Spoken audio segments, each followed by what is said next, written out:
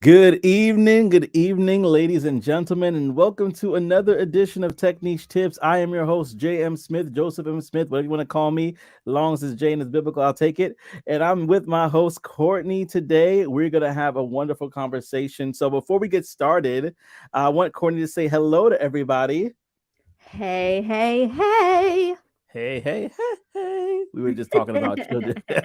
We were just talking about life having children. And we're going to get into that as well. But before we do that, I want to know from those that are tuning in, watching us live, if you're live on LinkedIn, if you're live on Facebook, if you're live on YouTube, where are you tuning in from? I want to see that in the comment section. Hello, Tiffany. By the way, I'm going to put you up on a big screen for those that are saying, hey, we want to say hey right back to you. Hey, Tiffany, how you doing? I do see somebody else here. Julie. Hi, Julie. How are you? Hey. I'm glad you're tuning in. And as you're tuning in, just put down in the comment section, where are you from? I'm going to put my like pastoral rag here. And I'm from Florida, guys. I'm Florida. From Florida. So Florida in the house. Florida in the house. I am from Central. Central. I'm in Central New Jersey right now, but I'm originally from Brooklyn, New York. So there we go. We got some. Oh, I got Miami, Florida. Look at that. So they're not too far, right? Not too far. Not too far. And then I got somebody tuning in from Chi-Town, Chicago. Stand up. We have Kansas in the house, Emporia, Kansas. And live through LinkedIn from Boston, Massachusetts. Love it, love it, love it. This is going to be a fun conversation. I got somebody else here who says they're from Brunswick, Georgia. Georgia. Yeah, I love me some Georgia. All right. Yes, come on, y'all. I see some. I got you're great, Tiffany. Thank you. Always great when I catch you on live. It's always a fun time with you, Tiffany. It really is. Thank you so much for tuning in. Philly in the house. Philly, yes. represent. NYC, stand up. That's right. You gotta put exactly from NYC, Queens, Brooklyn, Staten Island. Where you from, right? Harlem, wherever you're from, right? We got also I got someone else here from Michigan. Oh, wait, from Michigan in Georgia. Okay, got it. Thank you, Tanisha, for the breakdown of that. I got another question while they're coming in here. Now, I assume that my LinkedIn crowd already knows this, but I'm going to throw it out there because I have the YouTube crowd, I have the Facebook crowd. Who knows the definition of SaaS? SaaS. Who knows? I mean, I'm assuming that you know if you're on LinkedIn, but I don't want to assume, right? Who knows the definition of SaaS? If you know what the definition of SaaS is, put it in the comment section as well, because I want to start off by doing that, because we're talking to the Olivia Pope of SaaS, and it's important that we understand what SaaS is, right? So, and then while they do that, I want to ask you a question, and then we're going to get into the nitty gritty. But the Olivia Pope of SaaS, where did that come from? Did you make that up yourself? Did somebody like, Olivia Pope of SaaS? So it was kind of a two-part thing. So I've had like an obsession with scandal for like a little moment. But when I was actually thinking about what I'm really great at and what people say I'm great at, the people I work with, clients I've had, problem solving is a big part of it as a mom, just as an entrepreneur and as a coworker, right? And so I actually had a client that was like, talked about Olivia Pope, but I figured, oh my God, I can put them together, right? When I was thinking of kind of more personal branding. And so it became the Olivia Pope of SaaS. And it sticks because I feel like if you know, you know, if Yeah, you know who Olivia Pope is, you know. And I was trying to set myself apart. I'm big on like personal branding and how you can stand out, and I think I did a pretty good job. you did. You did. Absolutely. If you haven't watched Scandal, she was a fixer. If there was something wrong, she came and she fixed it. So that is absolutely the case. He said Long Island, New York. And thank you, by the way, for this, Julie, for saying loving the energy here. We're trying to bring it. We're going to dive into the reason why we probably should not have energy very soon, talking about our families. But I definitely appreciate you putting in that you are feeling the energy that we are exuding right now. This is great. All right, let's get software as a service. That's the question of the day, right? Bing, bing, Ah, bing, bing, bing. That's right. That's what SaaS stands for, software as a service. Thank you both to Julie, Mahogany. Oh, Julie, you did it twice. She's like, I want to make sure they notice that I put this thing here. Software as a service. And software as a service, $200. Is that correct? Yes, and that it's that is correct. that is That correct. is correct. So with that being said, we're gonna dive into your story for a bit because I read it. It is a powerful story. I know you said you're kind of an open book, so I want to kind of leave it up to you to start from the very beginning. You could talk about your journey, getting into tech, and then we'll just take it from there. So go ahead. Let's hear your story from when you start off in Florida, Cool. or where that may be. I am actually going to start a little farther than that, back before tech. So I was born in Alexandria, Virginia, and my mother was actually a drug addict and a prostitute, and my father was facing a 20-year sentence for murder. I actually was placed in foster care during that time for 2 years, and my grandmother got custody of me, and then we relocated back to Florida. Once we did that, it seemed everything was going to be wonderful, right? But no, that just really wasn't the case. My grandmother was a single mother, and she really struggled to have any stability. And then she ended up becoming a nurse. And then my mom was murdered when I was 14. And so after she was murdered, that made things a lot more complex. And then I got pregnant when I was 17. And I left home when I was 16. So we lived in Ohio briefly. I think I kind of missed that a little bit, but I lived in Ohio, and my grandmother had got a new opportunity, so she thought it would be a great idea, right, for us to kind of relocate. And so I, of course, being a teenager, having just gone through a lot of other trauma, was like, no. So I left. I actually ran away, and I got on a bus and I went to Florida, and that was the last time I was really ever under my grandmother's wing. And then I got pregnant when I was 17, which brought us closer together. But I always was very driven. So I went on. I got 3 degrees. I never left school during that time, because I was motivated to just not be another statistic, to not be like my family, to break generational curses and things that just continued to happen over and over and over again.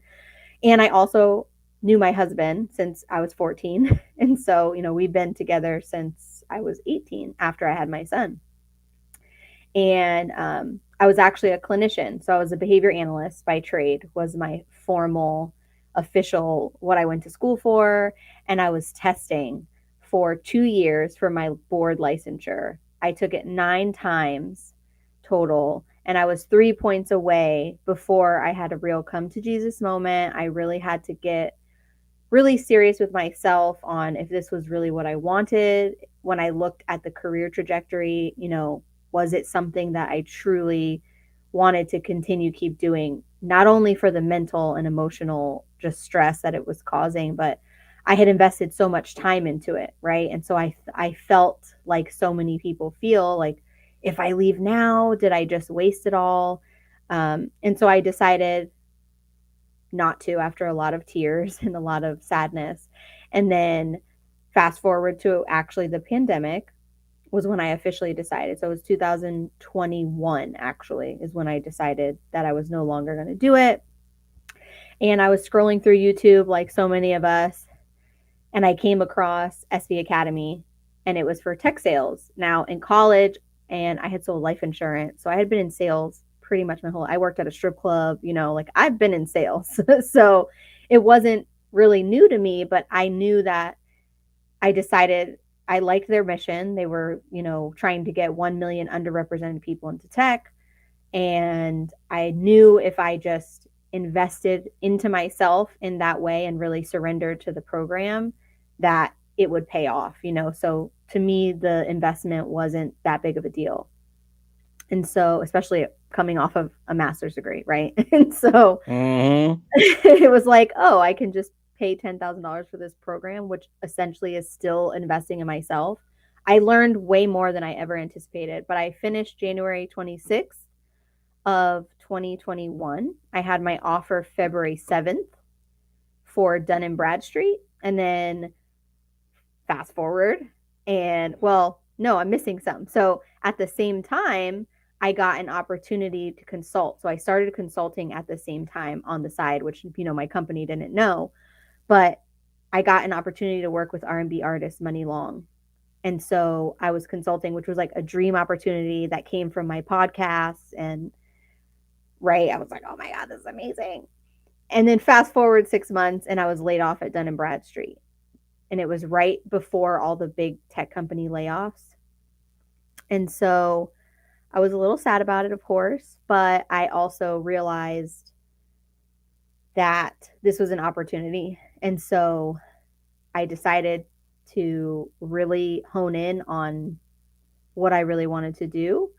And so the missing piece was born, which is an autism resource app that connects families to providers and resources. It helps them get a diagnosis and then also find just any other resources that they may need.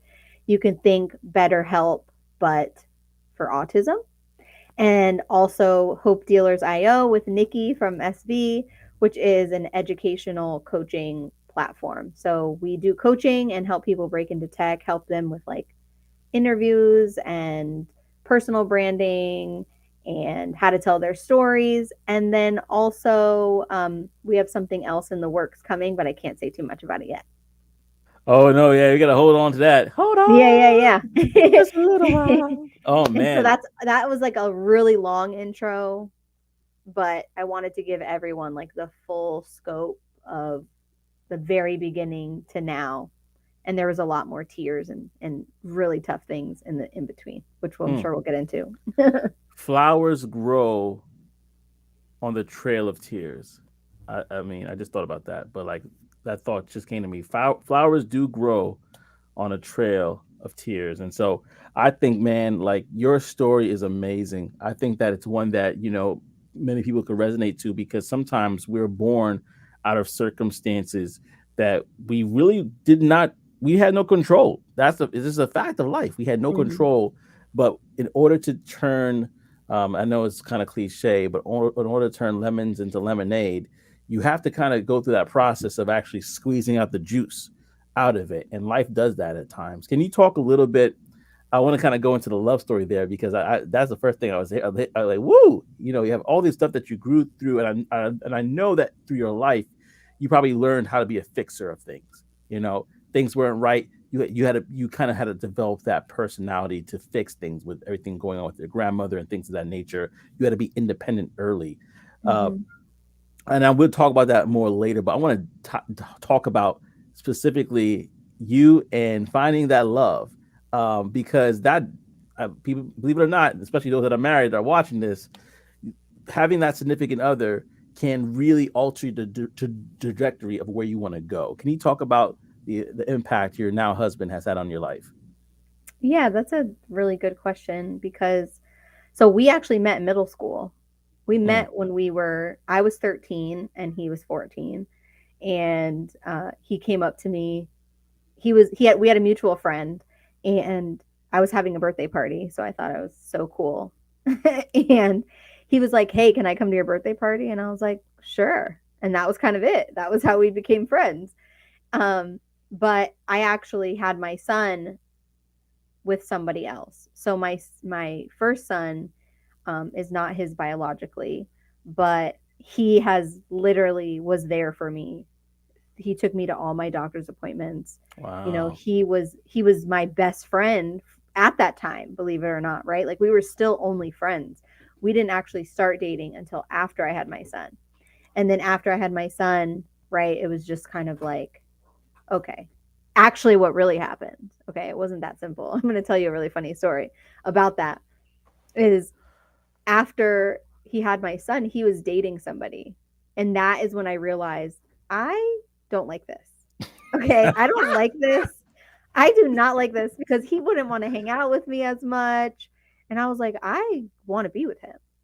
But Mm. I always thought we were really just friendly. We always joked about one day being together, but I was like, no, it's going to be now because I like you and I don't want you to be with anybody else.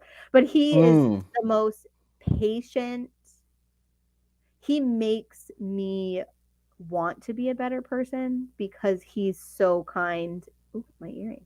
He's so kind, you know, he deepened my relationship with God for Yeah. sure. And that was after him being an atheist, which is a whole that could be a whole podcast on its own. But he's been consistent. He has been the one constant probably in my life thus far, for sure.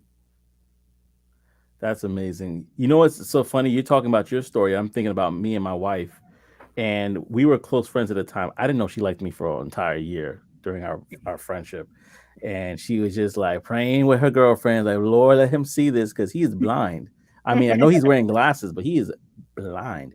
And so it literally was one day, and I was like, I wonder how my wife will feel about her because I can't see my life without her. Oh my god, maybe I should combine the two. So have a friend and my wife together in one instead of like these two different people, right? So I totally get that sort of like that mindset of like, man, when you find that person that you consider special, the person you can't see a life without, it's hard to let them go. And I'm so Yeah, glad that you held yeah, on to him. You yeah, said you got to change some things, yeah, but that other one, I'm the one, right? yeah. And it's been, it's going to be 16 years we've been together next month. Congrats. Thank you. So I mean, that has its challenges, you know what I mean? Like we're changing, we were literally teenagers and just changing together and being patient with each other as we move and shift, and everybody wants a long-term relationship until the work is required. Mm, mm. That's right. That's right. And speaking about work, you have a large family like I do. Could you tell the people how many children you and your wonderful husband have? We have 4 kids ranging from 16 to 2. Look at that. And we have 6 ranging from 15 to 7 months. Oh, So a new baby. a new baby. We don't sleep, but that's okay. We'll find another time to do that. But let's talk about how has it been traversing different careers with the growing family. People want to know. Oh my god.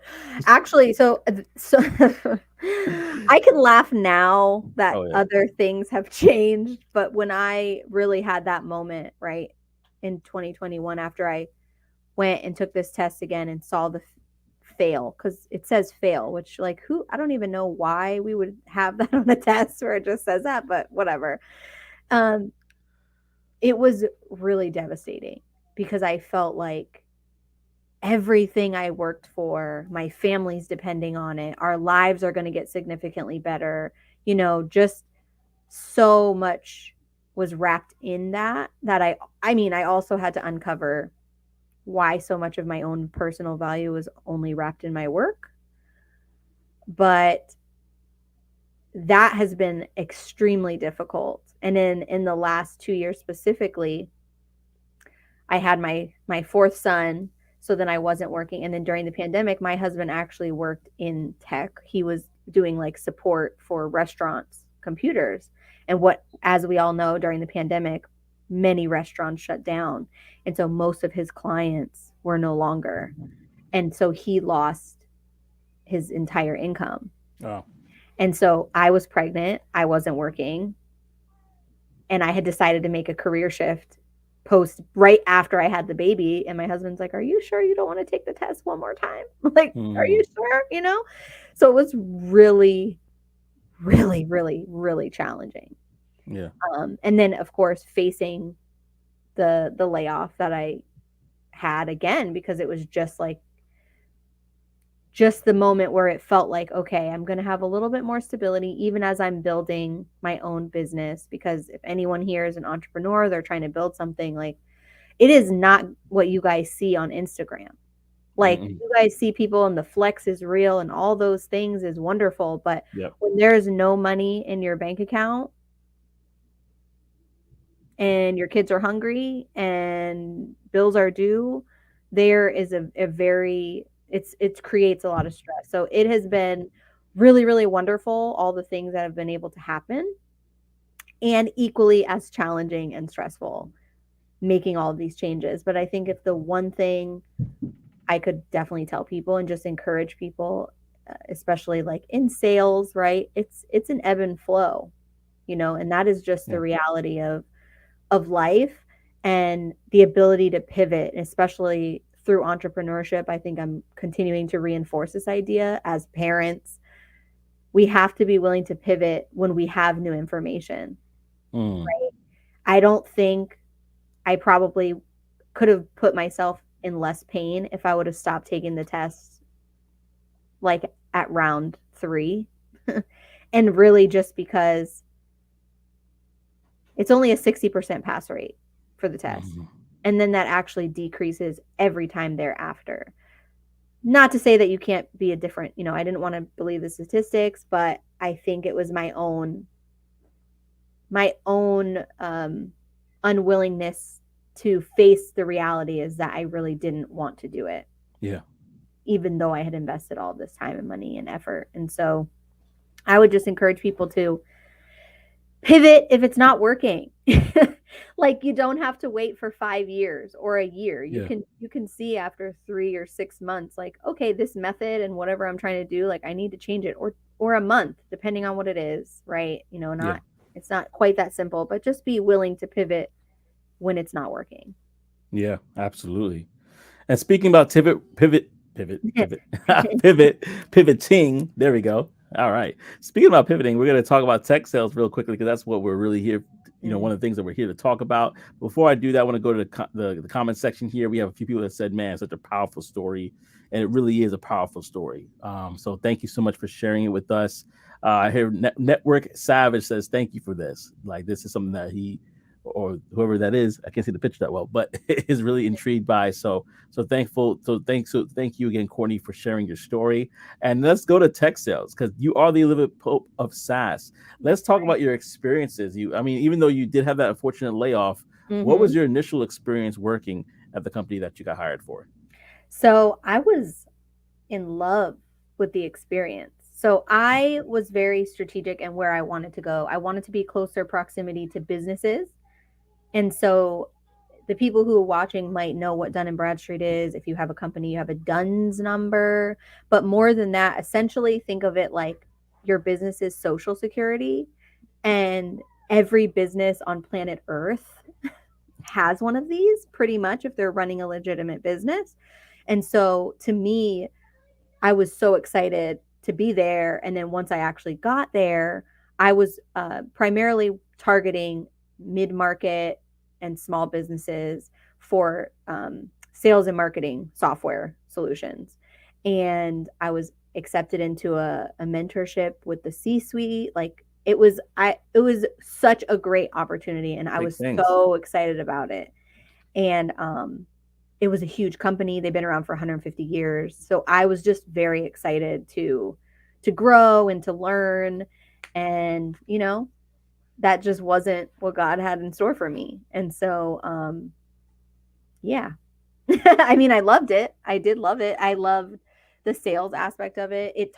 I mean, everything I had to do on a day-to-day basis, right? If you're thinking about getting into sales, cold calling, generating leads, um, understanding how to talk and uncover people's pain points and offer them solutions based on those pain points, and learning more about just business in general, how to scale, why is it important, where companies are at, how to evaluate certain companies, how to identify, right, if they are really in the market for what your solution is, and just digging and researching and really understanding more about business as a whole was so powerful and so needed.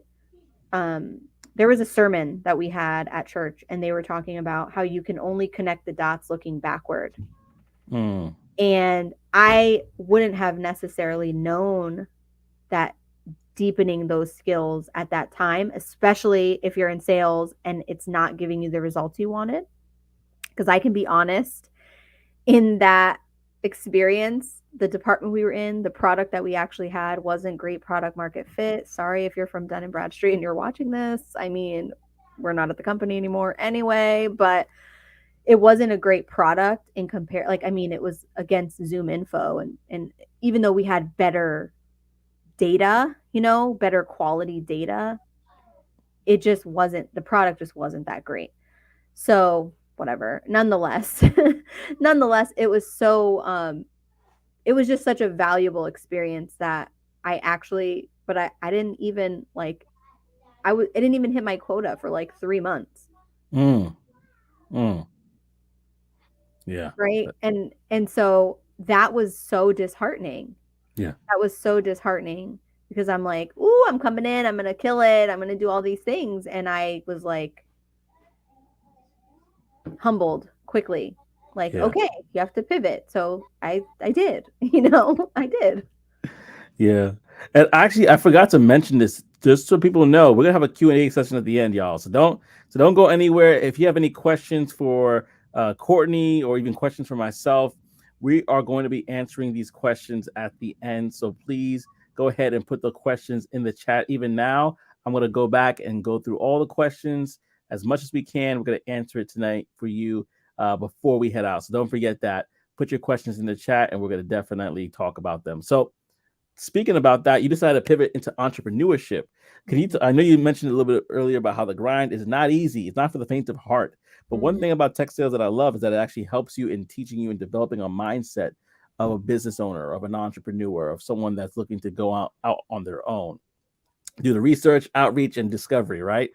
So can you talk a little bit about what you've been doing now in regards to your entrepreneurship? You touched on it before, but that pivot into entrepreneurship, can you talk about that? Yeah, for sure. So all of those things are great, like what you said, right? But the farther thing, and what I would challenge people to think if they are maybe considering moving into entrepreneurship, that experience alone, as far as sales, is so great in understanding at least how to generate income. Yeah. The difference is, right, when it comes to being an entrepreneur, is if you don't sell, you do not eat. If you don't book a meeting. So there's just an immense amount of pressure that comes with that, and different problems that you have to solve, right? Like if you're only focused on sales in an organization, you are only focused on the solution to whatever, right? If you're selling a software, if you're a car salesman, whatever you're doing, but you're only selling that solution. Whereas as an entrepreneur, and especially in the beginning startup phases of things, you're the marketer, you're the salesperson, you're, the administrative assistant, you are doing all of those things. I think if you can get really good at tech sales, you can expand on those skills, and it makes other things easier because sales is difficult. Like either way, if you have a great product, if you work, it's still difficult because of the emotional roller coaster that it takes you on, right? It's still a challenge. So I think the best entrepreneurs are typically the best salespeople. And they may have never, like, there are people who didn't necessarily sell a particular product, but they got really good at selling themselves and the solution that they had, right? And so it can benefit you is the really what it comes down to. Like sales is only going to make whatever else you do easier. Absolutely.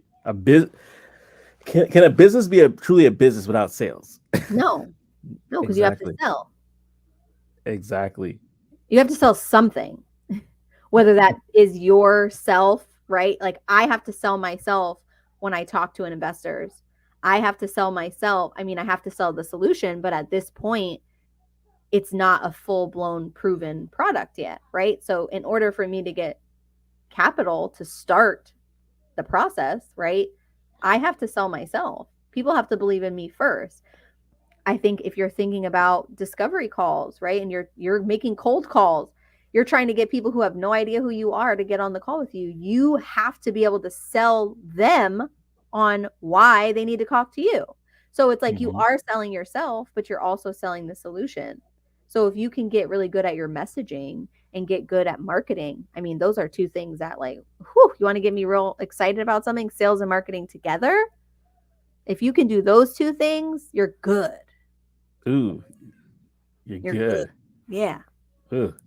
With that being said, I think there's a good time for some Q&A. I'm going to go to Mahogany.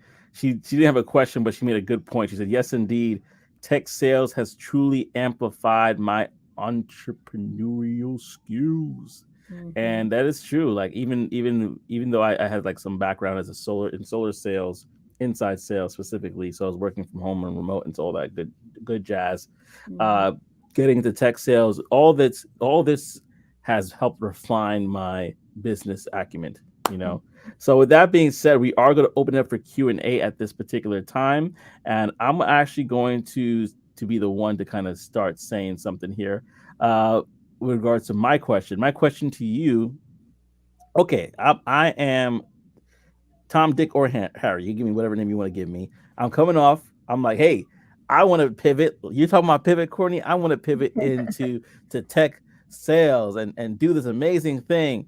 Now, where do I begin? If I was anybody coming off the street, what were the first one, two, or even three steps that you would give me to begin in regards to getting into tech sales?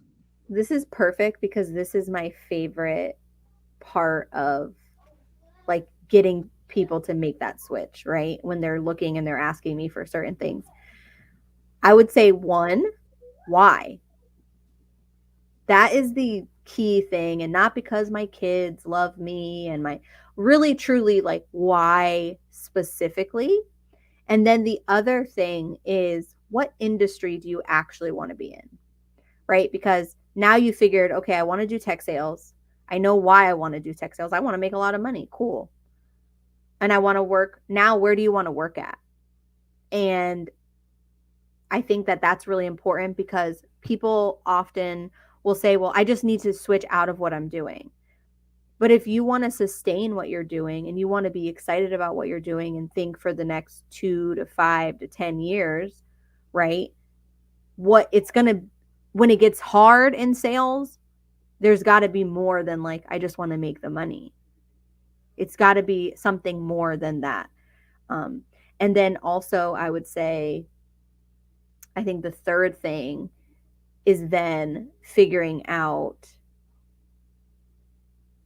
who you have as support system, because that would be really important.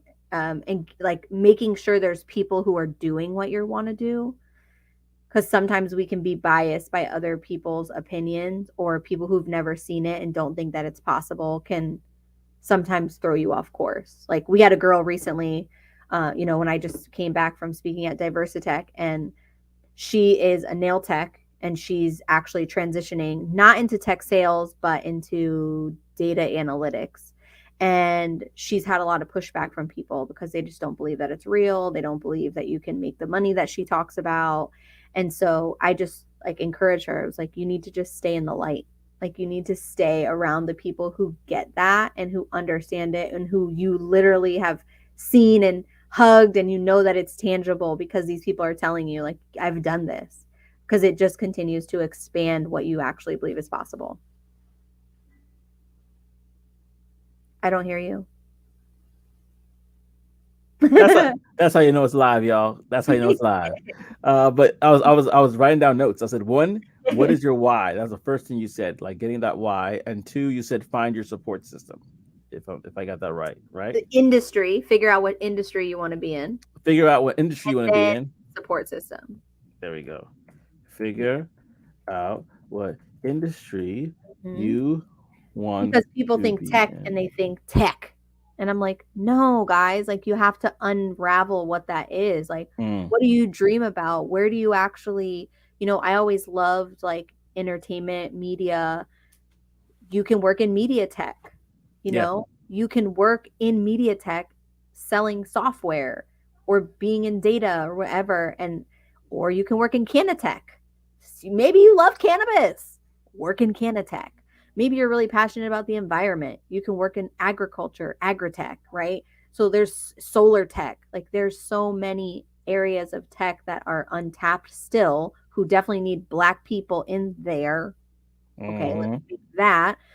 And you can, you have to identify that. And then it also, of course, makes job searching much more efficient because now you can say, okay, like my method is identify 4 industries, right? That's my method. One industry is going to be the closest to what you're already doing.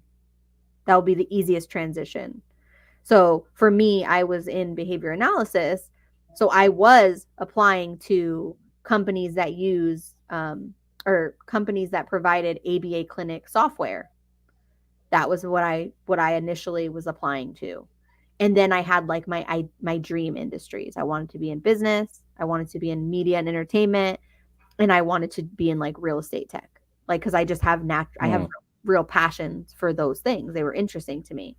So I recommend people do that, right? Identify those 4 industries, and the first one can be the closest to your relevant experience, and then the other ones are like ideal, dream industries that you would love to work in if you had an opportunity.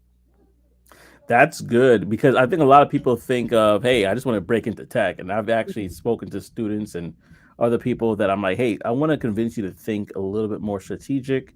I want to convince you to think a little bit more of how intricate this could be. Like you mentioned, there's automotive tech. There's so many different areas of tech.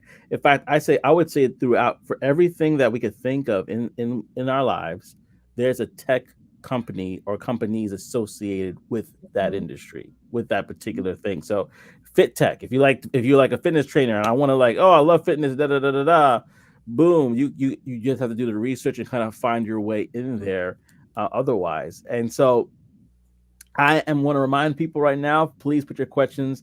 Mahogany, I see you. I'm gonna put this up here. She's like cannabis for me. She's like, let me find that. Let me find my For spot. real. Like if you Yeah, literally look up cannabis tech companies, you're going to find all the companies, and then you can make your list based off there. Or you can also come to the Hope Dealers and we can help you figure out that strategy.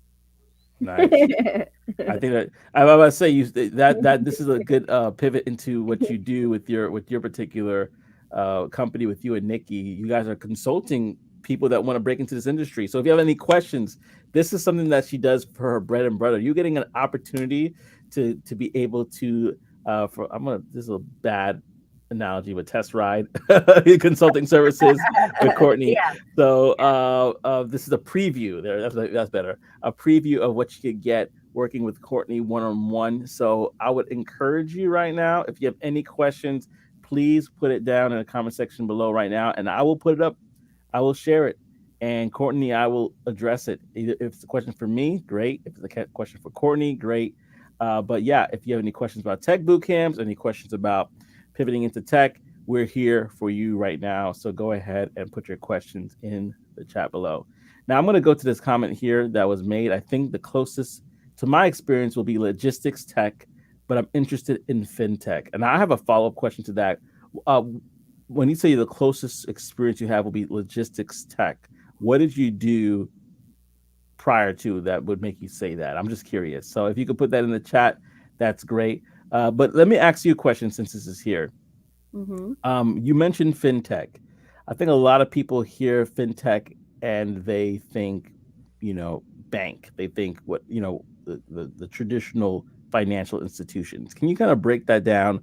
What fintech entails, if you have any experience on talking about that? So fintech is financial technology.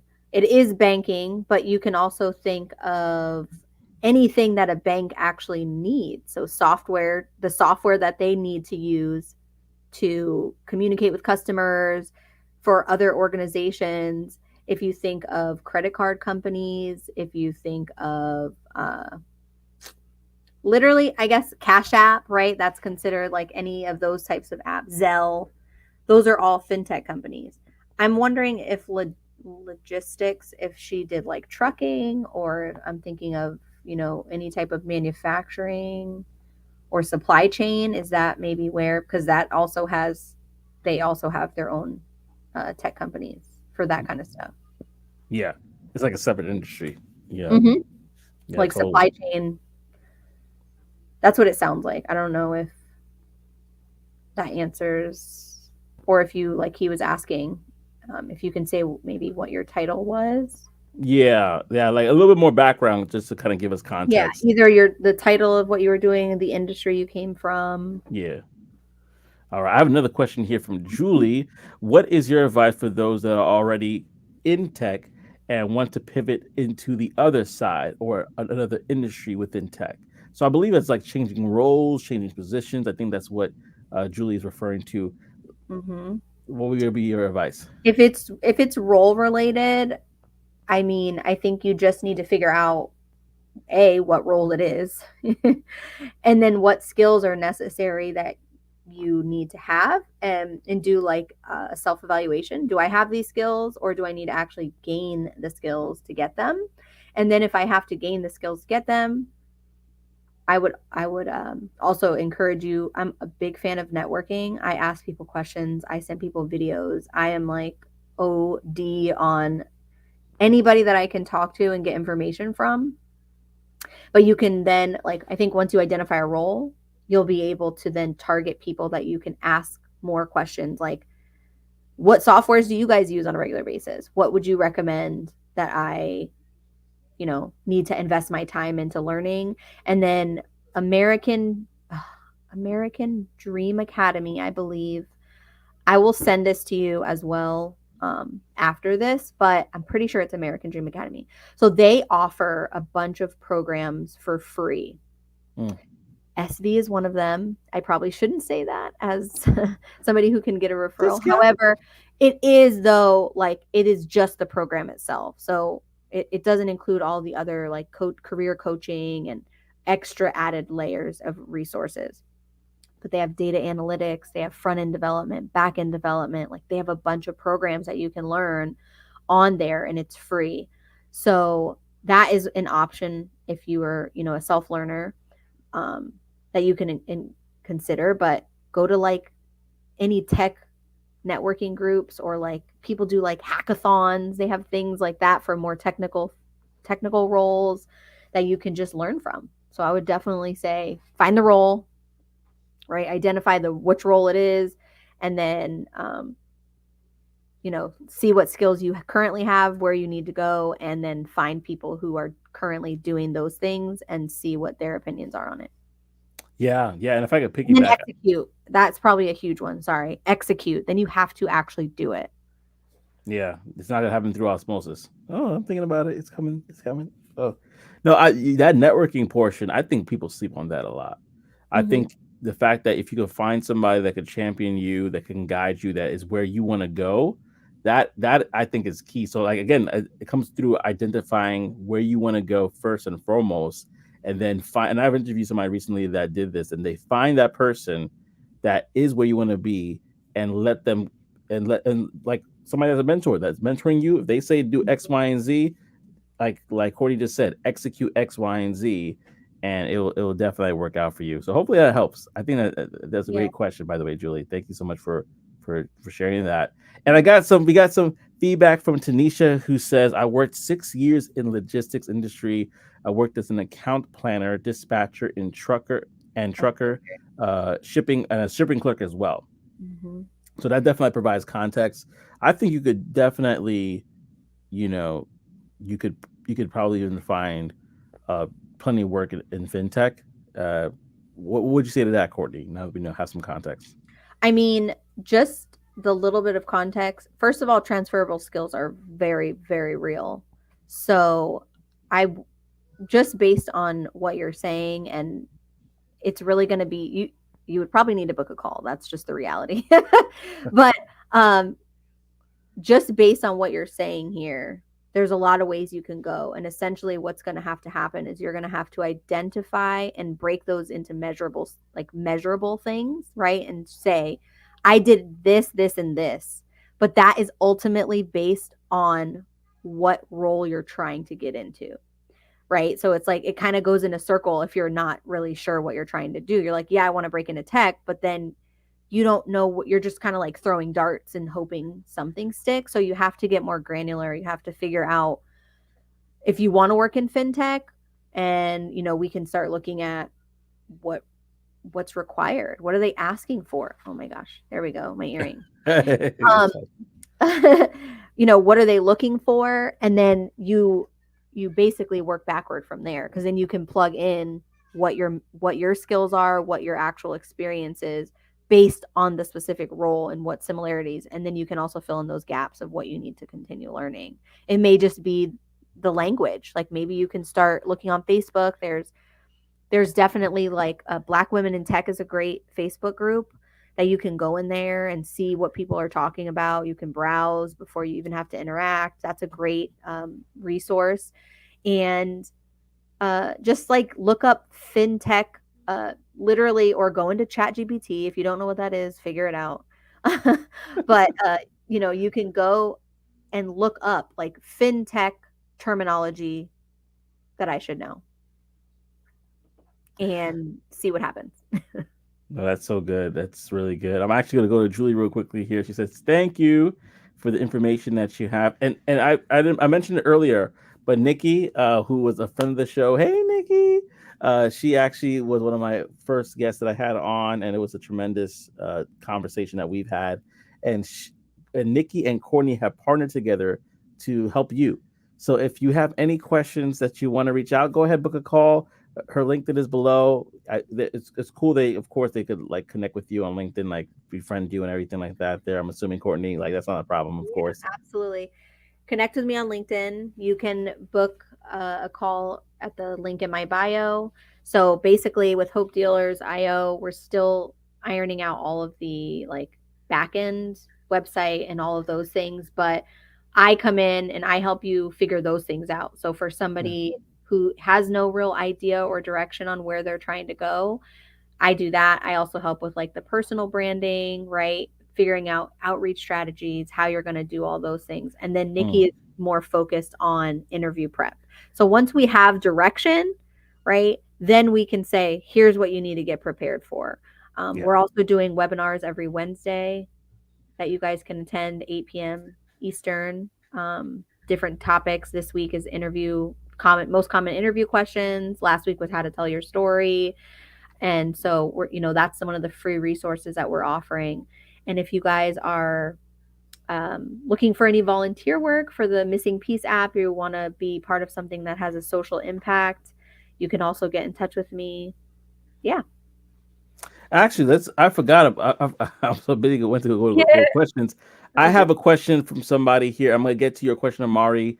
But first, I want to, Tanisha, I want to say thank you for that. Yes, I follow the Facebook group. Thank you again for the feedback. Um, and I'm going to get to your question, Amari. So please hang tight. I definitely see it, and I'm going to address it. But I want to kind of go to what you were talking about earlier, which was in regards to you mentioned that um, the missing piece. Can you talk about that? Because I think that's very important. I don't want to gloss over that. Can you talk about that? Yes, it is so important. It's very important to me. But so the missing piece is currently in the prototype phase, and we are looking for like accelerator programs, investors, right? We're kind of figuring out that landscape to get it actually the MVP or the minimum viable product launched so we can start getting users. But it is, again, an autism resource app that will essentially walk families through diagnosis and what to do if they think their child has autism. And then the other part of it is just resources, right, for families who have autism or a child with autism, that they're like, I know my child already has autism, but where is maybe an after school advocate, or where is an autism inclusive after school group, or maybe I need to see an alternative medicine doctor who can, give me some tips on helping with their sensory needs. So it's really just an opportunity for us to bring all of this information together, because unfortunately there's just silos of this information right now, and families are typically just left to kind of figure it out, even though we have so much more understanding of what autism is. And then the other part of it is being able to create jobs, right? And getting the services to people who maybe are in rural areas or who have really long wait lists, that we can eventually, later phases of it, will then allow us to, um, you know, Joseph is like, hey, I'm over here. All these doctors said I have a 6 month or a year wait list for my kid to be seen, but I can fly somebody from Florida because they have that on the app, right? To be able to integrate and bring that to them. And so I think it's going to disrupt healthcare, which I'm pretty excited about. And I think it's a really ironic and humbling and amazing reason that I didn't pass that test. And so all of that has been the realization recently, as this has gotten more real. Like, oh, okay. I thought it was over. I thought all of these things are over, and my impact and my passion for what that was at that time was over. But now here we are. So, yeah. And you'll be able to touch many people almost on a massive scale now because of the way the outreach, the tech that you can use can have. It's definitely something to talk about for sure, and I'm so glad that you're able to share a bit about that with us. So everybody, stay tuned. I know she can't tell me as much as she probably wants to, but because it's still in the seed stage, you want to protect Yeah. that baby, keeping that incubator. But this is great. So if you actually are an investor, if there's someone looking to actually, if that mission resonates with you, reach out to Kourtney. Definitely let her know that you want to help in whatever way you can, whether it's financially, monetarily, or if it's actually putting your hand and getting some elbow grease in there. Yeah, and I would also just add, like, if you are maybe looking for any type of sales experience and you're kind of figuring it out, like, I am definitely looking for people who are open to just helping, not so much with lead generation, but following up, getting, having more conversations to explain the mission and get more like partners on board. So this would definitely be a volunteer thing. So if it could be even an hour of your time, or we can figure out what that might look like, but that is an option as well. Beautiful. And yeah. No, that's beautiful. That's beautiful. Use your skills. Give back, y'all. Give back. And with speaking about giving back, I'm going to go to a question right now that I have from Amari. I'm going to address this one first, and then I'm going to pass the baton to you, Kourtney. But hi, Kourtney. Hi, Joseph. I finished course careers, but I was curious on how come no tech companies have reached out to me despite passing the course. I have had tech sales interviews from. I've had tech sales interviews from reaching out, but I have struggled to land a job so far. I'm a former AE in the healthcare staffing industry. All right. So, what I would say to this, first and foremost, is congrats on going through course careers. I want to say that first and foremost. Being a course careers graduate myself, it definitely has helped me and prepared me for tech sales specifically. Now, one thing I would just want to lead this out as a caveat. I don't know exactly how you apply to companies, so I don't want to assume. So a lot of what I'm going to be saying now is questions that you could ask yourself, and those that are watching as well, if they want to ask themselves these questions. How did you reach out to these companies, and how did you apply? And what I mean by that is because, as we're taught, research. You do the job to get the job. You do your research, you do your outreach, you do your prospecting. You find out who the hiring manager is. You contact that hiring manager via email. I recommend videos because not a lot of people are doing that. You're going to be in 45 seconds, less than a minute, about 45 seconds. You're going to be saying who you are, why you want to work for their company, why you want to be SDR at their company, or in your case, an AE. And of course, you're going to list some of your wins in there in that 45-second spiel that you do. And then on top of that, there's also the follow-up aspect of it, that if they don't hear you, if you don't hear from them, if you don't hear back from them, then you're reaching out to them. You're doing that at the same time applying to their company's website, not LinkedIn or any of the other places first. Apply to their company's website first. And so they have that reference. And you say, hey, I've actually applied to your company's website. My name is da da da. That's in your video outreach that you do. to help you stand apart. And then on top of that, what networking are you doing? Have you decided to connect with people within the company that you're applying to, develop relationships with them? Say, hey, I actually applied to your company for an AE role. How are things at that company? Have you done more of the background research and networking and relationship building? And I don't know. That's why I'm asking the question. I would say if you want, you could definitely book a session with me. I do coaching as well, but is a coach as well, so I'm going to definitely get her input in a second. But that's the questions I would ask myself. I would say, hey, have I done the networking? Have I connected the companies that I want to be with, connecting with the people that are there? Just not necessarily acting for a job right away, but just building rapport, building a relationship with these people. And then as you gradually get to know them more, you say, hey, I'm actually curious about the AE position at your job. How is it being there? Or who's the person that I should talk to about learning more about the position of being an AE at your current position. Also, keep in mind that we are in a very interesting time in the tech industry space when it comes to hiring.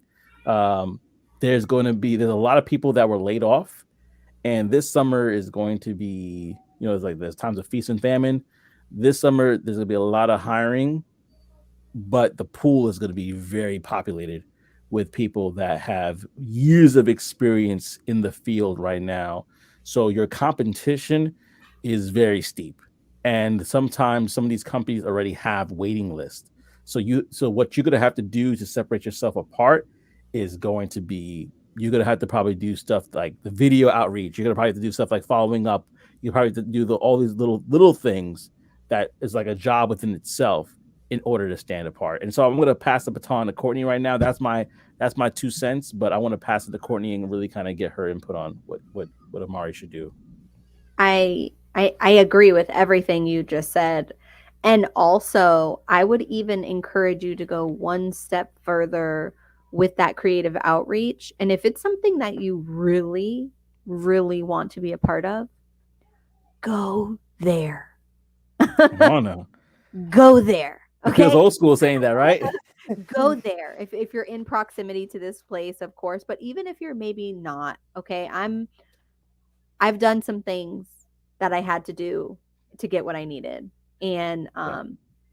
it involved making myself known. And it was it's a risky move. So it may go either way. You could also do things like handwritten with a Y. They make what looks like handwritten cards. No one sends handwritten cards. This is my little secret, okay? Mm-hmm. I love sending handwritten cards because people don't expect it. You can usually send it directly to the office, but also like he was saying, figuring out who you're going to talk to and how you're going to stand out. And you can also ask for feedback if like if you're not getting past, like, I guess, what interview stage are you not getting past? Are you not getting past like ATS where you submit your resume and they're just auto sending back? That might say something that maybe you need to tweak your resume.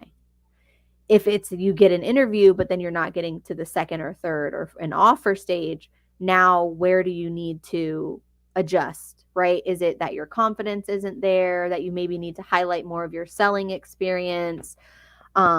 And you can ask for that feedback, and some people will give it to you and some people won't. But also, you're in sales, baby. So don't take it personal, move Yeah. on and really understand that it's leading you closer to the yes. Mm-hmm. It just is. It's leading you closer to the yes. You just got to keep pushing, and you're going to learn so much about your endurance during this point. So just keep going. Yeah. And all you need is one. All you need is one yes, not two, not three, just that one. It's nice to have three, so you can negotiate and do Mhm. all that sort of fun stuff Yeah. with it. But all you need I is would one. I would literally love, like, I love creative outreach. So if you guys like want some ideas, like, you guys can hit me up for that, but definitely go there. I would seriously say go there. Reach out, forget the hiring manager, guys. You know what another boss move is going to be? Forget the hiring manager. Hit up the CEO. Yep, they respond. Go to the CEO, go to somebody that's on the C-suite, on the executive team. How about if you don't just limit it to one either? Hit all of them. All of them. How bad do you want the job? That's all I'm saying. How bad do you really want it? And if it's really going to be like something important to you, do it. Just forget what they might say. They might not see it. They may see it. That would be definite input. Yeah, and that persistence shows them that, oh, this person has grit. If they could take a no from me for what is this, the 55th Yeah. time, then Yeah. they could handle a prospect and making sure that deal closes as an And AE. that follow-up too. Like if you already got a denial, follow up with them again. Yeah, Send yeah, like a funny video that's like, you denied me, but you need me. Like you need me to be there because clearly the position hasn't been filled, but I am available. Like it's me you're looking for. What's yeah. that song I just thought of? It's me You're you're looking looking for. for. That's I the can one. see it. Yeah, You got it. See, we just gave you a video to send. I you could. better get that video. You better send me that video so that I can literally laugh hysterically, and then you better send it to the CEO because I he's got an gonna laugh. idea. I got an idea too. Just do the whole Eddie Murphy coming to America with him in the Do him in it. the boombox, and just have that picture there and say, hey, it's me you're looking for in the email and video outreach that you do. Just be like, hey, I'm here. It's I mean, almost like Joseph does sales for a living. I kind of, yeah. No, I absolutely. I even on phone calls when they be like, "We don't want this," and I'm like, "Oh, I'm sorry. I guess I'll call you back tomorrow. Thank you." Just you just have fun with them. Be like, "Oh, just Yeah. I Yeah. today wasn't your day. All right, let's go Yeah. back tomorrow. Let's do it. I had a Yeah." guy like that at Dun& and Bradstreet, and he was so nice, but he's like, "Kourtney, you're calling me again." I was like, "Yeah, man, because you haven't told me not to call you. You just keep telling me it's the wrong time, but I want to talk." And he every day, boom, boom, Yeah. boom, boom, boom. And then I finally like found a video that was it was some more research on him that showed he had just graduated and he was a dad. And so I was like, I know you're super busy and I see that you have persistence. Like it was quoted in the article about him. And I was like, me Mm, too. Like, let's get on the call. And then he agreed to take the call. And it wasn't a good fit, but we got the call. So that's all we could ask for. That's all yeah, we could ask for. yeah. With that being said, I mean, I think it's a great place to stop because I feel like after a certain amount we have to Courtney's have to charge. So I'm gonna probably put a pause here and say thank you so much, Courtney, for just taking the time to speak with not just myself but the whole family here at Techniche. Because I consider every member of those that watch family members that they could just reach out to. And I mean, I like my LinkedIn is open, guys. Message me all the time. I respond. If I didn't respond, it's because I was trying to, and then my toddler took my phone and he ran away with it. And I'm chasing him. Get Asa, come back here. He's like, "Da, da, da, da, da." He's still at Bye. that wild thornberry language stage. So it's all love here. Thank you so much to everybody that was able to join us here. Let me see here. We got some comments. Tanisha said awesome. And she said, "Oh wow, good idea. Love this." I'm not too sure. I mean, I think that was around the creative idea stage that she sent that over. Mm-hmm. And then we have thank you from Miss Parker, and she says also this was good. I'm so glad this was helpful. I'm very glad. That's why we do this stuff. We do this to help. We do this to help. So before we go, any last words, Miss Courtney? Mrs. Courtney. Oh, I think just like never give up. Yeah. Really, it's so simple, but it's not, right? It's easy, but it's not simple, or simple, but it's not easy. Just you can't give up. If you're in a season where maybe it's really challenging, like, the guy was saying he has experience. Like, I Yeah. understand, guys. I interview, okay? I interview for myself because your girl needs cash flow while she's building a business. So I need you guys to understand I'm there with you. Yeah. And that makes it even more challenging because then people are like, oh, the objections I get, like, oh, but you're building a business. Do And we I'm have like, time for this? I'm like, yeah. your girl has about 30 jobs. If you're in that season and it feels like it's just not working, it may be a time for you to pivot, or it may be time for you to just take a pause. And but don't stop. Okay. That would be it. Just never give up. Hold on to that feeling, as the philosopher said. Street lights, people. Don't stop believing. Don't stop. We gotta do karaoke. I feel like Yeah. we'll have a good time.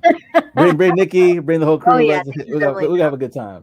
For sure. Thank you so much, Joseph. This was such a great conversation. This was a really hard day. So in all transparency, I had a really challenging day today, just Yeah. mentally. And this was so great to come on and just laugh and not take myself so seriously. Yeah. So It's the thank you. And is the it fact that you have 6 kids and I can be like, "Ha, somebody has more kids than I do." I know, I get that all the time. It's like a competition, like, oh, you have kids? How much kids do you have? And then I'm like, I win. Together, we literally have a whole team. Like, it Oh would be man. a zoo. It's a zoo already here. I'll tell you that. That's fair. It's a zoo already here. All right, family. With that being said, me and Kourtney might talk a little bit more after this. Oh, I appreciate you actually saying that, Mari. I'm glad hopefully it was helpful. I'm rooting for you. Reach out to either of us for coaching. For sure. Hit me up, guys. Yeah, absolutely. And with that being said, y'all have a great rest of your night. Look forward to it. Share this with somebody else, and I hope to see you on the other side. Take care, family. Peace, y'all.